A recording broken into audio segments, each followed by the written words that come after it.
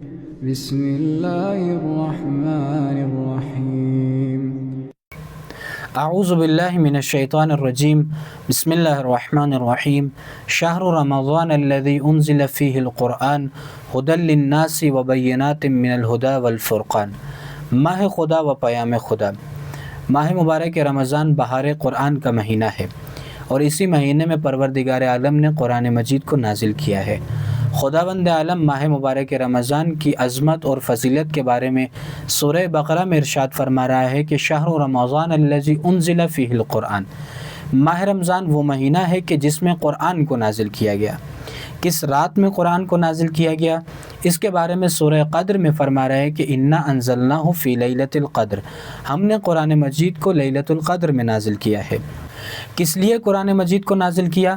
اس کے بارے میں پروردگار عالم ارشاد فرما رہے کہ ہدی للناس، یہ قرآن لوگوں کی ہدایت کے لیے نازل کیا گیا ہے۔ اب سوال یہ ہے کہ ہم قرآن مجید سے کتنی ہدایت حاصل کر رہے ہیں، یا ہم قرآن مجید سے کس طریقے سے ہدایت حاصل کریں؟ اس کے بارے میں بہت سے راستے بیان کیے گئے ہیں، جس میں سے دو راستے بیان کرنے ہیں۔ پہلا راستہ یہ ہے کہ ہم قرآن مجید کی تلاوت کریں۔ کتنی تلاوت کریں؟ اس کے بارے میں بھی خداوند عالم فرما رہا ہے فَقْرَؤُوا مَا تَيَسَّرَ مِنَ الْقُرْآنِ، تم قرآن مجید کی تلاوت کرو جتنا تمہارے لیے آسان ہو، جتنا تمہارے لیے آسان ہو رہا ہے اتنی تم قرآن مجید کی تلاوت کرو۔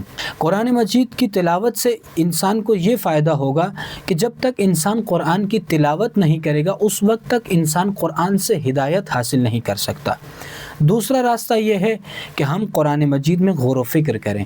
اس لیے پروردگار عالم فرما رہا ہے کہ افلا یتدبرون القرآن، خدا تعجبانہ انداز میں انسان سے یہ سوال پوچھ رہا ہے کہ کیا تم قرآن مجید میں غور و فکر نہیں کرتے؟